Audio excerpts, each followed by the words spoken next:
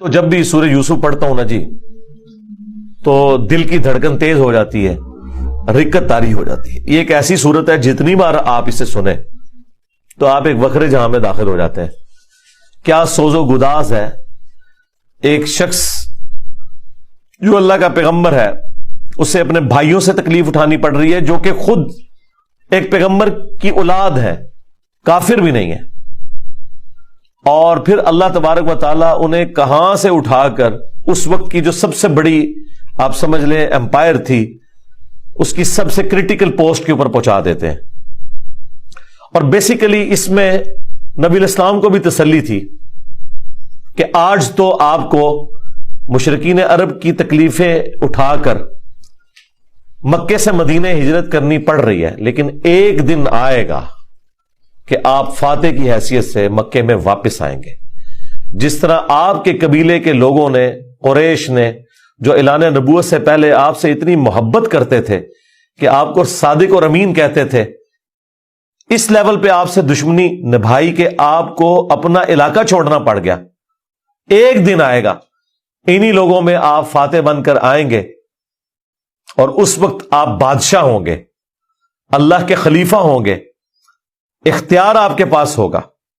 جس طرح کہ یوسف علیہ السلام کو ان کے بھائیوں سے تکلیف پہنچی اور انہوں نے ان کو بیچ دیا، وہ غلامی کی زندگی انہیں گزارنی پڑی، اس کے بعد جیل کی زندگی، اور الٹیمیٹلی اللہ تعالیٰ نے انہیں مصر میں آپ سمجھ لیں بے تاج بادشاہی بنا دیا. لیکن وہاں پہ بھی اینڈ رزلٹ کیا نکلا؟ لا تثریب علیکم اليوم، آج کے دن میں تم پہ کوئی گرفت نہیں کروں گا. اور یہاں پر بھی نبی علیہ السلام بھی جب آپ کو پتا ہے مکے میں داخل ہوئے تو آپ نے وہی الفاظ دہرائے جو یوسف علیہ السلام نے دہرائے تھے، لا تثریب علیکم اليوم، آج میں تم پہ کوئی گرفت نہیں کروں گا. یار یہ اخلاقیات پیغمبروں کے ہی ہوتے ہیں، یہ حوصلہ پیغمبروں کے اندر ہی ہوتا ہے. اللہ تعالیٰ ایک خاص انہیں یہ ملکہ دے دیتا ہے، وہ اپنے نفس پر اتنا قابو پا لیتے ہیں کہ اپنے دشمنوں کے لیے اتنا نرمی کا رویہ تمام اختیار کے باوجود، یہ نبیوں کا ہی خاصہ ہے. اللہ تعالی ہمیں بھی اس طرح کے اخلاق میں سے حصہ عطا فرمائے، آمین. اچھا، ایران والوں نے یوسف علیہ السلام کی پوری یہ جو بایوگرافی سورہ یوسف میں آئی ہے، اس کے اوپر ایک تفصیلی فلم 45 اقساط کے اوپر بنائی ہے فارسی زبان کے اندر، اور کئی زبانوں میں اس کی ڈبنگ ہو چکی ہے. عربی کے اندر ہو چکی ہے ڈبنگ، اردو زبان کے اندر پیغام والے جو ہیں کراچی کے پروفیشنل ڈبنگ انہوں نے کی ہے. آپ کو لگتا ہی نہیں ہے اردو میں فلم بنی ہے یا فارسی میں، اتنی پروفیشنل اس کی ڈبنگ ہے. اس میں انہوں نے وہ پورے حالات و واقعات فلمائے ہیں اور آپ کو اس زمانے میں پہنچا دیے. آپ یوسف علیہ السلام کے جو قید کے سال ہیں نا، وہ آپ کو بس وہ اس فلم کو دیکھ کے اندازہ ہوگا کہ یہ کیا تکلیف ہے جو انہوں نے کاٹی ہے. اور ایک چھوٹے سے بچے نے جو تکلیفیں اپنے بھائیوں سے کاٹی، ایسا بچہ کہ جس کی ماں بھی فوت ہو چکی ہے. میں کہتا ہوں نہیں، وہ فلم تو آپ جتنی بار دیکھیں، وہ ڈرامہ سیریل، انسان کے آنسو نہیں رکتے جس پرفیکشن کے ساتھ انہوں نے اسے فلمایا. اور ریالٹی تو اس سے بھی زیادہ دردناک ہوگی. تو ظاہر ہے اب یہ ایک فلم بن چکی ہے، اور میں نہیں سمجھتا کہ وہ مسلمان جو روزانہ ہالی ووڈ یا بالی ووڈ کی فلمیں دیکھ کر سوتے ہیں، ان سے یہ ڈرامہ سیریل مس ہو جائے. انہیں ضرور دیکھنی چاہیے. اور توحید جس طریقے سے انہوں نے اس میں بیان کی ہے، کمال کی توحید بیان کی ہے. چند ایک جگہوں پہ آپ کو اختلاف ہو سکتا ہے، لیکن اوورآل جس طریقے سے انہوں نے اسے فلمایا، ایک صحیح ایمان جو ایک مسلمان کے دل میں جاگزی ہونا چاہیے، وہ انہوں نے واقعی اس کے اندر فلما دیا. میں شروع میں ایک بلو پرنٹ کے طور پر سورہ یوسف میں جو یوسف علیہ السلام کی بایوگرافی آئی ہے وہ بیان کر دیتا ہوں، مختصر سی. تفصیلی میں نہیں کروں گا تاکہ آپ کا ٹیسٹ خراب نہ ہو. پھر آپ جب ان آیات سے گزریں گے تو آپ اس ٹیسٹ کو فیل کریں گے. یوسف علیہ السلام چونکہ حضرت یعقوب علیہ السلام کے بیٹے تھے، اور ظاہر ہے کہ ان کی لیگیسی کو آگے کسی نے تو لے کے چلنا تھا. یوسف علیہ السلام کے 11 بھائی تھے، ان میں سے ایک بنیامین تھے،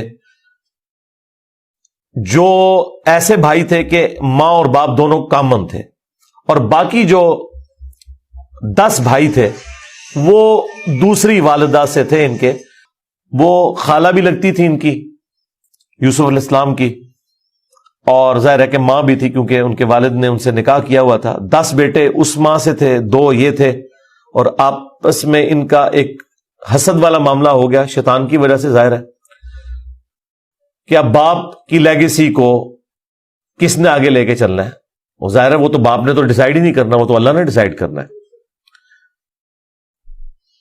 اب یوسف علیہ السلام کو اللہ تعالیٰ نے ایک خواب دکھایا، اور خواب انبیاء کے حق میں وحی الہی ہوتا ہے۔ بخاری مسلم میں حدیث ہے کہ خواب نبوت کا 46واں حصہ ہے۔ حضرت ابراہیم علیہ السلام کو بھی خواب میں ہی دکھایا گیا تھا، سورہ صافات میں آتا ہے کہ میں اپنے بیٹے کی قربانی کر رہا ہوں، اسی لیے انہوں نے اسے ایگزیکیوٹ کرنے کی کوشش کی اور اللہ تعالیٰ نے فدیہ بھیج دیا، لیکن ایگزیکیوٹ اتنی بڑی ایکٹیویٹی کو کرنا کہ بیٹا قربان کرنا، اسی لیے تھا کہ وہ وحی الہی تھا۔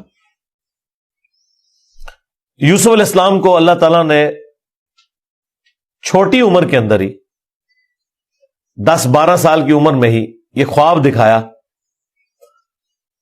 کہ 11 ستارے اور سورج اور چاند انہیں سجدہ کر رہے ہیں۔ اس خواب کا ذکر انہوں نے اپنے والد سے کیا۔ ظاہر ہے اس زمانے میں تو والد ہی ڈائریکٹ ٹریننگ کیا کرتے تھے اپنی اولاد کی، اور ایک بڑی فرینکنس ہوتی تھی، اور پھر نبی کی اولاد۔ حضرت یعقوب علیہ السلام کو پتہ چل گیا کہ میری اس نبوت کا وارث اب یہ ہونے والا ہے، یعنی 12 بچوں میں سے اس کے سر کے اوپر یہ تاج نبوت سجنا ہے۔ تو ظاہر ہے باقیوں نے تو حسد کرنا ہے، حسد تو آ ہی جاتا ہے، آدم علیہ السلام کے بیٹوں میں آیا تھا، تو یہ اولاد آدم والا ہی معاملہ ہے۔ بہرحال وہ حسد آیا۔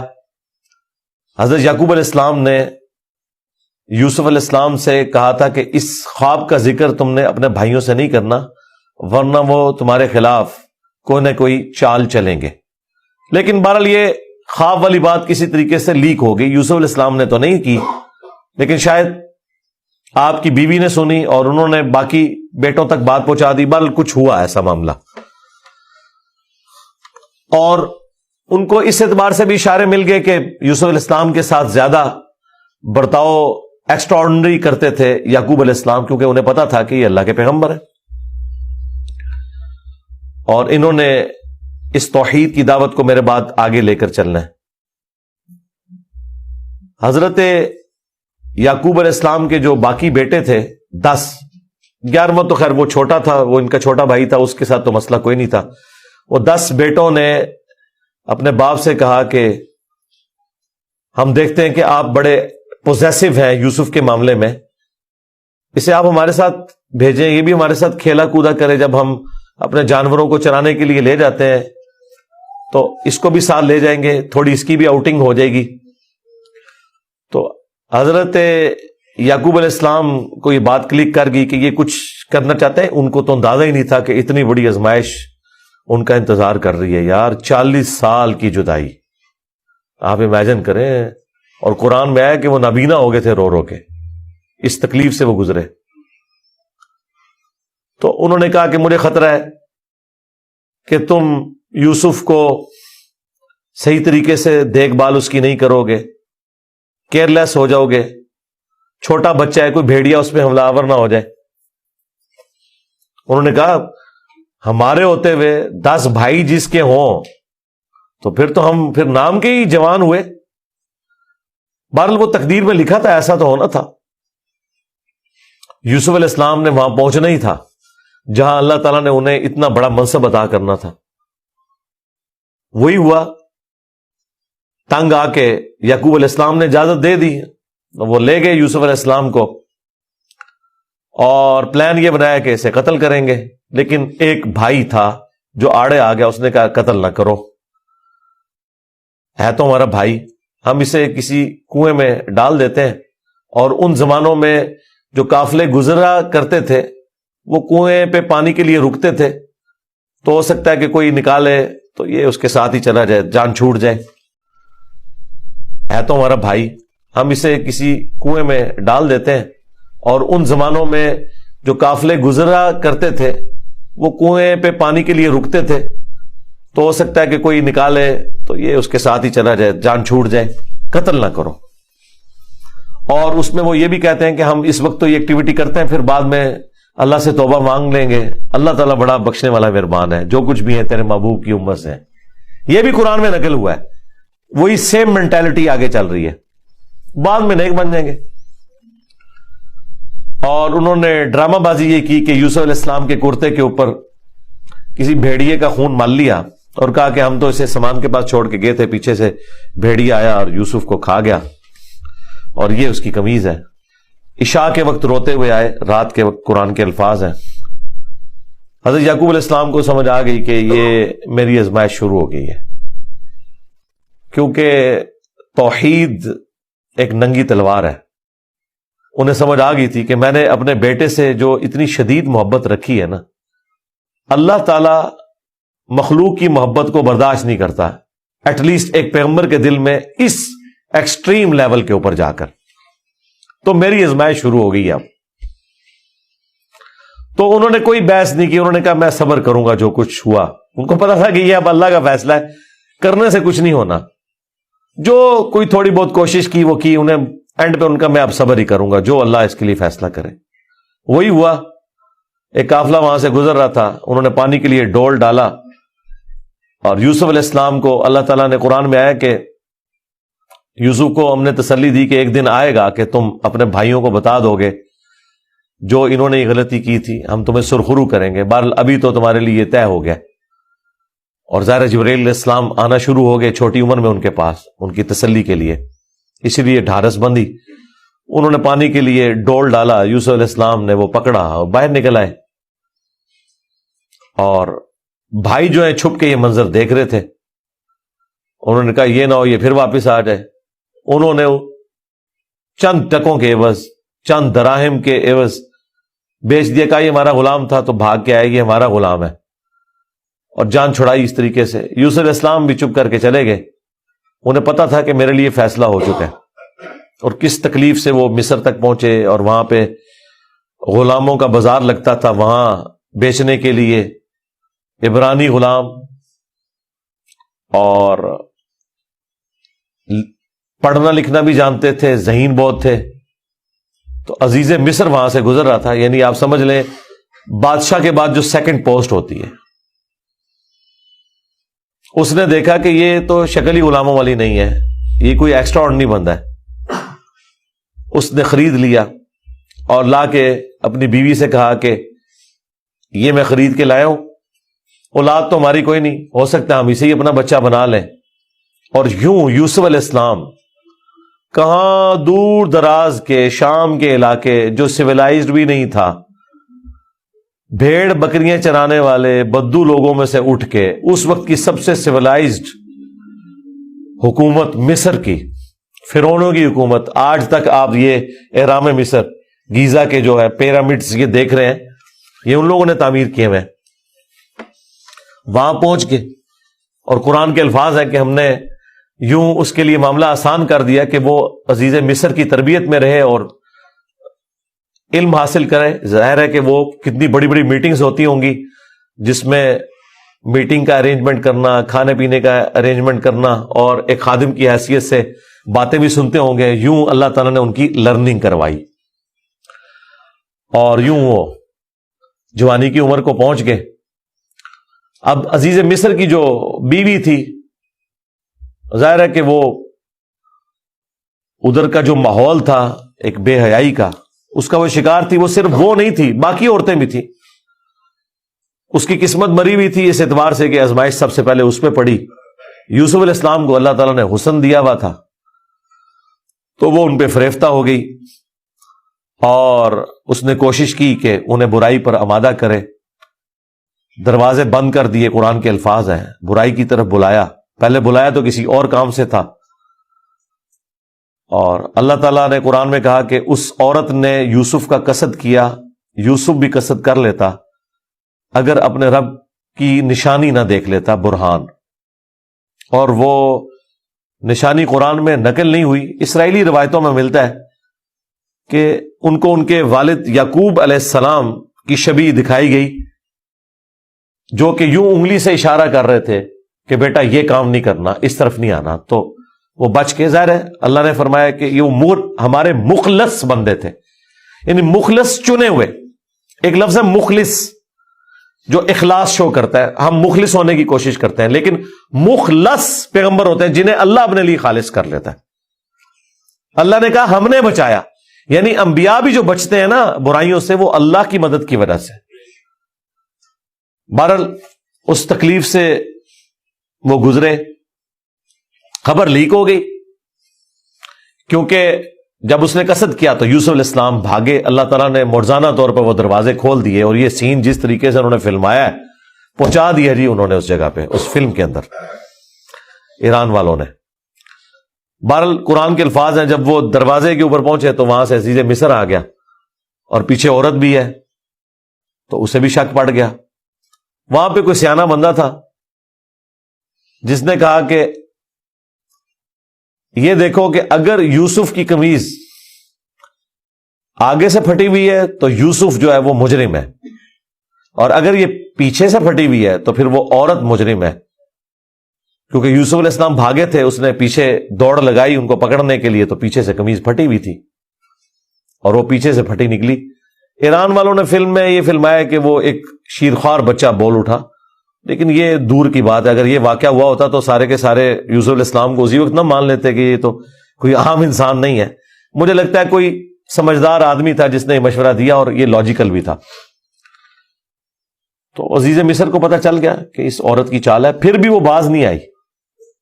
جب اس کی خبر لیک ہوئی تو اس نے کہا میری تو دم کٹ گئی ہے، میں اب ساری عورتوں کی دم کٹواؤں گی۔ اس نے وہ جتنی بڑے اشرافیہ وہاں مصر کا تھا ان ساری عورتوں کو دعوت پہ بلایا، اور سب کے ہاتھ میں ایک ایک چھری دے دی، قرآن کے الفاظ ہیں، اور ایک ایک سیب دیا، اور یوسف علیہ السلام کو کہا کہ ان عورتوں کے سامنے آؤ۔ تو قرآن کے الفاظ ہیں کہ جب یوسف علیہ السلام ان کے سامنے آئے تو عورتوں نے بے خیالی میں وہ کاٹتے ہوئے سیب کو اپنی انگلیاں بھی کاٹ لی۔ کاٹنے سے مراد یہ نہیں کہ وہ کٹ کے لادہ ہوگی، مراد یہ کہ اس پہ تھوڑا بہت زخم آیا، یہ اتنا نہیں ہے کہ وہ انگلیاں ٹوٹ ٹوٹ کے کوئی لادہ ہو گئی تھی، یا کو ساری عورتوں نے یہ سب کچھ کر لیا۔ ڈاکٹر سار صاحب نے اس کی اچھی توجیہ بیان کی ہے کہ ہو سکتا ہے کہ کسی عورت کی انگلی زخمی ہو، اور یوسف علیہ السلام جو کہ غلام تھے وہ اس کی طرف متوجہ ہوں کہ میں اس کو پٹی کر دوں یا اس کے لیے کچھ ارینجمنٹ کروں، تو باقی عورتوں نے یوسف علیہ السلام کو اپنی طرف اٹریکٹ کرنے کے لیے جان بوجھ کے خود ہی اپنی انگلی کاٹی ہو کہ تاکہ وہ متوجہ ہو۔ کوئی بہرحال اس طرح کا سلسلہ ہوا ایک ایکسٹرا آرڈنری، اور جب یہ حالت ہوئی تو اس نے پھر کہا کہ ہاں یہ تھا جس کے لیے تم مجھے بات کر رہی تھی، تم لوگ بھی تو اس میں گرفتار ہو گئے۔ اور پھر اس کی ڈٹائی ہے، اس نے کہا کہ میں اسے برائی کی طرف بلا رہی ہوں، اگر اس نے یہ میری بات نہ مانی تو میں اسے جیل میں ڈلوا دوں گی۔ تو یوسف علیہ السلام نے دعا کی کہ یا اللہ مجھے جیل قبول ہے اس برائی کے عوض، کہ میں تیرا مجرم بنوں۔ دیکھیں کوئی گناہ بھی نہیں کیا، برائی سے بچے ہیں، ہم ہوں تو ہم کہ ہمیں انعام ملے، وہ کہہ رہے ہیں مجھے انعام میں جیل مل جائے کہ میں ان کے شر سے بچ جاؤں۔ بہرحال پھر وہ بہانہ کر کے ان عورتوں نے جھوٹے الزامات لگا کے یوسف علیہ السلام کو جیل میں ڈلوا دیا۔ یوسف علیہ السلام بھی راضی تھے، ٹھیک ہے چلے گئے۔ آلموسٹ 9 سے 10 سال تک وہ جیل میں رہے، اور وہ جیل کا جو انہوں نے سین فلمایا ہے وہ بندہ دیکھ نہیں سکتا، جو وہاں پہ کسپرسی کی حالت تھی بہرحال انہوں نے گزاری، لیکن آپ کے اخلاق سے متاثر ہو کے دعوت توحید بھی وہاں پہ پہنچی۔ اور اسی دوران 2 ایسے قیدی تھے کہ ان دونوں نے الگ الگ خواب دیکھے، اور انہوں نے یوسف علیہ السلام سے کہا کہ آپ اچھے بھلے معلوم ہوتے ہیں، اگر آپ تعبیر بتا سکتے ہیں۔ انہوں نے کہا میں اس کی تعبیر جو بتاؤں گا وہ تعویل ہوگی، پھر وہ مقدر ہو جائے گی۔ اور وہ خواب انہوں نے اپنا بیان کیا۔ ایک نے خواب یہ بیان کیا کہ میں نے یہ دیکھا کہ میں اپنے رب یعنی اپنے اس بادشاہ کو شراب نچوڑ کے دے رہا ہوں۔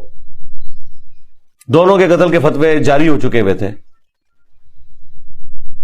تو یوسف علیہ السلام نے اسے کہا کہ تم عنقریب چھوٹ جاؤ گے۔ دوسرے نے دیکھا کہ میرے سر کے اوپر روٹیوں کا ایک ٹوکرا ہے اور اس سے جانور پرندے کھا رہے ہیں، تو ان کا تم سولی دیے جاؤ گے اور تمہاری لاش سے جانور کھائیں گے. اور وہی ہوا.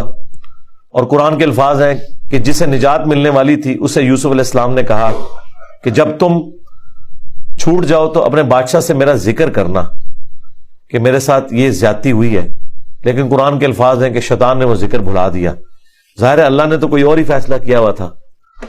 اور یوں آلموسٹ 9 سے 10 سال ان کے جیل میں کٹ گئے، یہاں تک کہ اس بادشاہ کا جو بیٹا ہے وہ تخت نشین ہوا اور اس نے خواب دیکھا. ظاہر بادشاہ کو اللہ تعالیٰ اس طرح کے خواب دکھایا کرتا تھا. مخلوقات کو دیکھنے کی ذمہ داری اللہ تعالیٰ نے بادشاہوں کے اوپر ہی رکھی ہوئی ہے جو ان کے انڈر رعایا ہے. کہ 7 دبلی پتلی گائے جو ہیں وہ نیل سے نکل کے 7 موٹی گایوں کو کھا رہی ہیں، اور 7 خشک بالیاں ہیں اور 7 جو ہیں وہ ہری بالیاں ہیں. اب یہ بڑا ایک ایکسٹراڈنری خواب تھا. اس نے اپنے وہ سارے تعبیر بتانے والے بلائے، سب کے سب عاجز آ گئے. تو وہ جو چھوٹ چکا تھا ایک قیدی، وہ بادشاہ کا بڑا قریبی تھا جو اسے شراب بنا کے دیتا تھا، اسے یاد آیا کہ ہاں ایک شخص قید میں ہے. اور یاد کب آیا؟ دیکھیں 9-10 سال کے بعد. اس نے کہا میں ایک ایسے شخص کو جانتا ہوں کہ جو آپ کو اس کی تعبیر بتائے گا. تو وہ بادشاہ نے کہا ٹھیک ہے اسے لے آؤ یہاں پہ. یوسف علیہ السلام نے تعبیر بتا دی جو باقی معبر نہیں بتا سکے. بادشاہ کو بھی لگا یہ تعبیر اسی طریقے سے ہے کہ 7 خوشحالی کے سال آئیں گے اور اس کے بعد 7 سال آئیں گے 7 ایئرز قحط سالی کے، جس میں آپ یہ والا غلہ جو سٹور کیا ہوگا وہ استعمال کریں گے، اور پھر اس کے بعد بارش ہوگی. 7 سال تک بارش نہیں ہوگی. اور ان 7 سالوں کے لیے آپ نے اپنی وہ والی گندم سنبھال کے رکھنی ہے جو ان خوشحالی کے 7 سالوں میں خوب پیداوار ہوگی. تو بادشاہ نے کہا انہیں بلا کے لاؤ. انہوں نے کہا نہیں، پہلے میرا وہ مسئلہ حل کریں جو میرے اوپر الزامات لگا کے ان عورتوں نے اندر کیا. پھر بہرحال وہ معاملہ بھی سیٹل ہوا. عورتوں نے مان لیا کہ یوسف علیہ السلام کی کوئی غلطی نہیں تھی. پھر یوسف علیہ السلام عزت کے ساتھ لائے گئے بادشاہ کے پاس، اور انہوں نے خود کہا کہ مجھے وزیر خوراک بنا دیں، میں امین بھی ہوں اور ان معاملات کو ہینڈل بھی کر سکتا ہوں.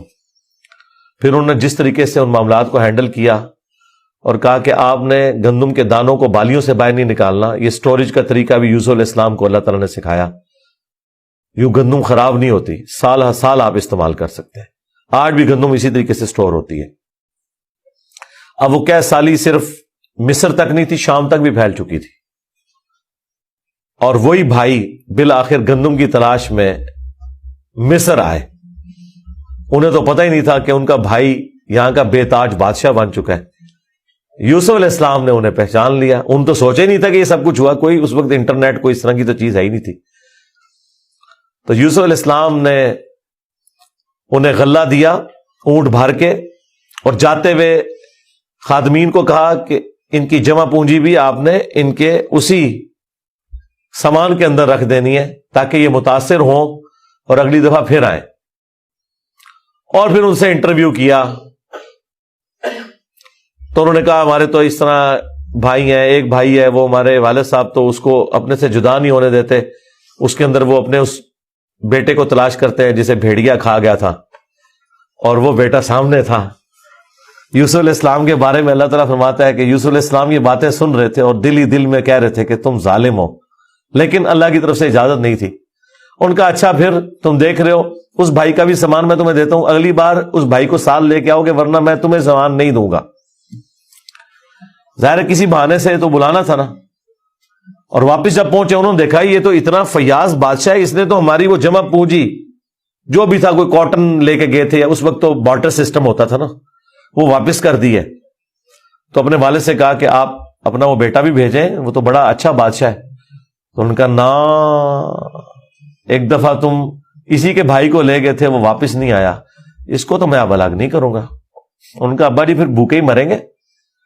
آپ کون سے شیخ عبد القادر جیلانی ہیں کہ آپ نگاہ مار کے یہ کچھ کر لیں گے. ہاں تو اور کیا, گندم کے لیے انبیاء, ان کی اولادیں. اور یہ تو ہمیں سکھاتے ہیں کہ جی بڑے سے بڑا غوث قطب ابدال کسی صحابی کے پاؤں کی خاک بلکہ گھوڑے کے قدموں کی خاک نہیں ہے. تو قرآن میں تو کچھ اور ہی مل رہا ہے. اب بڑی فاقے آ جائیں گے, کیا کریں. ان کا ٹھیک ہے, بس دوسرا بھی اب دیتا ہوں. اور پھر اس میں انہوں نے ایک جملہ بولا کہ قریب ہے کہ اللہ تعالیٰ مجھے میرا یوسف بھی واپس کر دے. انہیں پتا چل گیا کہ ابھی بھی میری آزمائش باقی ہے. میں نے یوسف کو بنیامین میں تلاش کرنا شروع کر دیا تھا, ابھی بھی وہ والی کامل توحید جو اللہ کو ریکوائرڈ ہے نا, جو پیغمبر سے ریکوائرڈ ہے, ایکسٹرا آرڈنری. والذین آمنوا اشد حبا للہ, اس کا بھی اعلیٰ ترین درجہ. تو انہوں نے کہا بہرحال مجھ سے پکا عہد کرو کہ اس بھائی کو واپس لے کے آؤ گے یہاں تک کہ سارے قتل ہو جاؤ, پھر تو معافی ہے. ادروائز تم لوگ زندہ واپس آئے اور اس کو نہ لائے, میں تمہیں معاف نہیں کروں گا.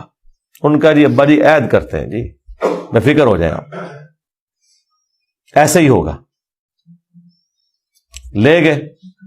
اب وہاں تو یوسف علیہ السلام نے پلان کیا تھا, جاتے ہی انہوں نے بنیامین کو تو اپنے پاس بلا کے کہا کہ میں تیرا وہ گم شدہ بھائی یوسف ہوں. بلکہ ان کی نظر میں تو وہ سمجھ لیں فوت ہی ہو چکے تھے. اور کہا کہ اپنے بھائیوں کو نہیں بتانا تم نے, میں ایک طریقے سے تمہیں یہاں روکوں گا کیونکہ بادشاہ کے قانون میں تمہیں روک نہیں سکتا. تو اس کے لیے قرآن میں الفاظ ہیں کذالک کدنا لی یوسف, ہم نے یوسف کو یہ تدبیر سکھائی تھی, ایک ہیلا سکھایا کہ وہ بادشاہ کا ایک قیمتی پیالہ تھا جو بنیامین کے سامان میں انہوں نے واپسی پہ رکھوا دیا, اور جب وہ واپس جانے لگے تو پیچھے سے آواز لگائی گئی قافلے والوں تم چور ہو. اور یوسف علیہ السلام کو پتا تھا کہ بنی اسرائیل میں چوری کی سزا یہ ہے کہ وہ شخص پھر غلام بن جاتا ہے جس کی اس نے چوری کی ہوتی ہے. ان کا بتاؤ اگر کوئی چور نکلا, ان کا جس کے سامان میں نکلا وہ آپ رکھیں اس بندے کو. تو انہوں نے مختلف جگہ سے شروع کیا, بنیامین سے سٹارٹ نہیں کیا ورنہ تو پلان ڈسکلوز ہو جاتا. الٹیمیٹلی بنیامین کے سامان میں سے نکلا, شروع کیا بنیامین سے سٹارٹ نہیں کیا ورنہ تو پلان ڈسکلوز ہو جاتا. الٹیمیٹلی بنیامین کے سامان میں سے نکلا. تو انہوں نے کہا اس کا بھائی بھی اسی طرح چور تھا, اندازہ کریں ہر جگہ وہ ٹھونگ مارتے سن نال نال. تو اچھا یہ پھر ایران والوں نے اس فلم میں کھولا ہے کہ وہ کس چوری کی طرف اشارہ کر رہے تھے. وہ یوسف علیہ السلام سے ان کی پھوپھی بڑی محبت کرتی تھی, وہ لے گئی تھی اور وہ ان کو اپنے پاس رکھنا چاہتی تھی. تو انہوں نے کہا کہ میرا فلاں قیمتی کپڑا جو ہے وہ چوری ہو گیا, حالانکہ وہ چوری نہیں ہوا تھا. اور وہ یوسف علیہ السلام کے سامان سے انہوں نے ریٹریو کیا, اور اس کے بدلے میں یعقوب علیہ السلام کو کچھ عرصہ اپنے اس بیٹے کو اپنی بہن کے پاس چھوڑنا پڑا. تو یہ ان کو کلک کر گیا آئیڈیا, یہی والا آئیڈیا انہوں نے اپنے بھائیوں کے اوپر بھی اپلائی کیا. اور ان کے بھائیوں کا بھی اشارہ اسی طرف تھا کہ اس نے تو بچپن میں اس کا بڑا بھائی بھی چور تھا, حالانکہ اس نے چوری نہیں کی ہوئی تھی, نہ ادھر چوری والا معاملہ تھا. بہرحال ان میں سے ایک بھائی نے کہا بھائی میں تو اب واپس نہیں جاؤں گا, میں تو ابے سے عہد کر کے آیا ہوں کہ بھائی میں تو اپنے بھائی کی یاد میں ادھر ہی رہوں گا جب تک کہ کوئی معاملہ نہ ہو. تم لوگ جاؤ نا ذرا اور جا کے ابا جی کو ساری صورتحال بتاؤ, اور بتاؤ کہ تمہارا یہ بیٹا چور نکلا ہے اور ہم لاکھ قسمیں کھائیں آپ نے ماننا نہیں ہے. تو وہ چلے گئے واپس. پھر حضرت یعقوب علیہ السلام نے ایک خط روانہ کیا, ریکویسٹ بھیجی عزیز مصر کو. انہیں تو نہیں پتا تھا کہ ان کا بیٹا ہی ہے, اور وہ بڑے دردناک انداز میں انہوں نے اس فلم میں فلمایا.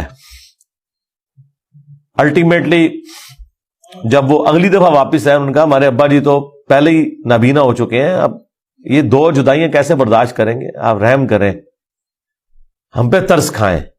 پھر یوسف علیہ السلام نے کہا کہ تمہیں یہ ساری باتیں اس وقت نہیں یاد آئی, تمہیں یاد نہیں تم نے اپنے بھائی کے ساتھ کیا کیا تھا.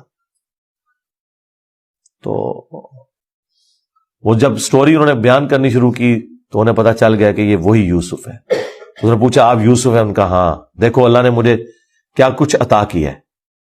اور انہوں نے کہا کہ ہمیں معاف کر دیں. انہوں نے کہا لا تثریب علیکم اليوم, آج کوئی گرفت نہیں ہے. شیطان نے یہ ہمارے درمیان جدائی ڈالی تھی, کیونکہ اتنے بڑے منصب تک پہنچنے کے لیے تکلیف بھی تو کاٹنی پڑتی ہے نا. حسین بننا کوئی سوکھا تو نہیں ہے, جنتی نوجوانوں کا سردار بننا ہے تو پھر قربانی تو دینی پڑے گی. اور انبیاء کو یہ پتا ہوتا ہے کہ قربانی سے گزر کے ہی آپ مقام حاصل کرتے ہیں. انہوں نے کہا کہ یہ میری قمیض لے جاؤ, اللہ تعالیٰ نے وحی کے ذریعے مجھے بتائی ہے یہ بات, جا کے میرے والد کی آنکھوں پہ ملو، اللہ تعالیٰ ان کی بینائی کو واپس کرے گا۔ اور یوں وہاں سے ایک قاصد نکلا، وہ کرتا لے کے، یوسف علیہ السلام کا قرآن کے الفاظ ہیں، حضرت یعقوب علیہ السلام کہتے ہیں کہ اگر تم مجھے مفند نہ سمجھو، وہی المحند اور المفند قرآن میں الفاظ ہیں یہ، یعنی یہ نہ سمجھو کہ میرا دماغ سٹھیا گیا ہے، تو مجھے تو یوسف کی خوشبو آ رہی ہے۔ اچھا، یوسف کی خوشبو اس وقت نہیں آئی جب وہ بک کے جا رہے تھے، کیونکہ اللہ تعالیٰ نے پردہ ڈالا تھا، ادھر اللہ نے یوسف کی خوشبو، بہرحال وہی بشارت لے کے آیا، آنکھوں کو لگائی، بینائی واپس آ گئی، اور ساتھ خط آیا کہ اب آپ واپس آئیں، یہاں پہ میرے پاس آ جائیں اور بنی اسرائیل کو شفٹ کریں۔ وہ سارے ود فیملی وہاں شفٹ ہوئے۔ وہاں یوسف علیہ السلام آل نال تھے، انہوں نے ایک قطع زمین ان کو دیا، اور یوں بنی اسرائیل وہاں پہ آباد ہو گئے، اور پھر حکومتی لیول پہ رہے، یہاں تک کہ وہاں پہ ایک نیشنل موومنٹ غالب آئی اور ان کو غلام بنا لیا گیا، جو کسی زمانے میں بادشاہت انجوائے کر رہے تھے۔ اور پھر ان غلاموں میں اللہ تعالیٰ نے حضرت موسیٰ علیہ السلام کو مبعوث کیا اور فرعونیوں سے نجات دلوائی، ایک منجی اور ہادی بنا کے۔ اور پھر وہ جاتے ہوئے المستدل الحاکم میں آتا ہے، یوسف علیہ السلام نے وصیت کی تھی کہ جب کبھی بنی اسرائیل یہاں سے شفٹ ہو تو میری لاش بھی لے جانی ہے، پھر وہ لاش بھی لے گئے، اس پہ میری تفصیلی ویڈیو ریکارڈ ہے، آپ یوٹیوب پہ دیکھ سکتے ہیں۔ یہ پورے کا پورا ایک معاملہ تھا، اور پھر وہ آخر میں وہی ہوا کہ سجدہ تعظیمی کیا یوسف علیہ السلام کو ان کے بھائیوں نے اور ماں باپ نے۔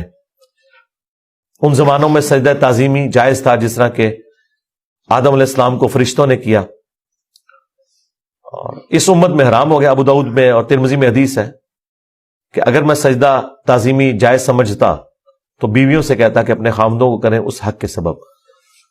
ابو داؤد میں تو الفاظ ہیں، ایک صحابی نے حضور کو سجدہ کیا، آپ نے فرمایا سر اٹھا کیا کر رہا ہے؟ جب میں فوت ہو جاؤں گا تم میری قبر سے گزرو گے تو کیا مجھے سجدہ کرو گے؟ انہوں نے کہا نہیں یا رسول اللہ۔ فرمایا مجھے کیوں سجدہ کر رہے ہو؟ اگر میں سجدہ جائز سمجھتا تو بیویوں سے کہتا کہ اپنے خامدوں کو کریں۔ اور یہ سجدہ تعظیمی، سجدہ عبادت ہمیشہ سے اللہ کے لیے رہا ہے۔ جبرائیل علیہ السلام نے حضرت آدم کو سجدہ عبادت نہیں کیا، سجدہ تعظیمی تھا۔ ان زمانوں میں ٹو باؤ ڈاؤن بھی ہوتا تھا، جھکا بھی جاتا تھا۔ ہمارے نبی علیہ السلام پر اللہ تعالیٰ نے جو ختم نبوت فرمائی تو توحید بھی ایسی کامل کی ہے کہ اب یہ سب کے سب معاملات ختم، ختم نبوت کی برکت سے کشف، الہام، یہ سب کچھ ختم غیر نبی کے اوپر، سوائے بخاری مسلم میں ہے مبشرات، وہ بھی خواب، وہ اللہ کی طرف سے بھی ہو سکتے ہیں، شیطان کی طرف سے بھی ہو سکتے ہیں، نفس کی طرف سے، وہ تو وقت پورا ہوگا تو پتہ چلے گا یہ سچا ہے یا جھوٹا ہے۔ باقی نبی علیہ السلام نے کہا اب یہ نبوت کی خبریں ختم ہو چکی۔ اگلے زمانوں میں یہ ہوتا تھا، اللہ تعالیٰ غیبی خبریں دیا کرتا تھا غیر انبیاء کو بھی، اور اگلے زمانوں میں یہ بھی تھا کہ سجدہ تعظیمی ہوتا تھا۔ اللہ تعالیٰ نے توحید بھی اس امت میں کامل کی کہ سجدہ تعظیمی بھی حرام کر دیا، اور اب کسی کے لیے سجدہ نہیں ہے۔ بل وہ سجدہ کیا تو حضرت یوسف علیہ السلام نے کہا ابا جان یہ دیکھ لیں، یہ تعبیر ہے میرے اس خواب کی جو میں نے وہ بچپن میں دیکھا تھا۔ سرکار وہ خواب بڑا دیکھا ہے، وہ تعبیر ہوندے اس کا مزہ لوٹنے کے لیے 40 سال کی مشقت، جدائی، وہ بڑی تکلیف دہ چیز ہے۔ وہ جو آخری سین انہوں نے فلمائے ہیں نا، یعقوب علیہ السلام اور یوسف علیہ السلام کی جو ملاقات والا سین ہے، وہ بندہ دیکھ نہیں سکتا۔ اس زمانے میں انہوں نے پہنچا دیا جی، جو ایران والوں نے وہ ڈرامہ سیریل بنائی ہے 45 اقساط کے اندر۔ بہرحال الٹیمیٹلی اللہ تعالیٰ نے اس سے نبی علیہ السلام کو بھی بتایا کہ اگر آپ اس تکلیف سے گزر رہے ہیں نا تو یوسف علیہ السلام نے بھی تکلیف کاٹی۔ ہمارے نبی کی تکلیف پھر اس لیول پہ نہیں گئی، اللہ تعالیٰ نے 8 سال کے اندر ہی فتح مکہ کروا دیا۔ لیکن بہرحال انبیاء کو کیسی کیسی تکلیف اٹھانی پڑتی ہیں، یہ واقعات سننے میں بڑے انٹرسٹنگ تو فیل ہو رہے ہیں، لیکن جب آپ وہ فلم دیکھیں گے نا تو آپ کو اندازہ ہوگا کہ جس پہ یہ گزر رہی تھی اس کے لیے کتنی تکلیف دہ چیز تھی، ایک ایک لمحے پہ تکلیف جوڑی ہوئی تھی، اس کو ہم امیجن بھی نہیں کر سکتے۔ آج بات کرنا آسان ہے، اللہ تعالیٰ نے انبیاء کرام علیہ السلام کو تکلیف سے گزار کر مرتبہ دینا ہوتا ہے۔ ہمارے نبی علیہ السلام کو بھی اللہ تعالیٰ نے اتنا جو اعلیٰ مقام عطا فرمایا تو اس کے اگینسٹ پھر انہیں تکلیف بھی برداشت کرنی پڑی۔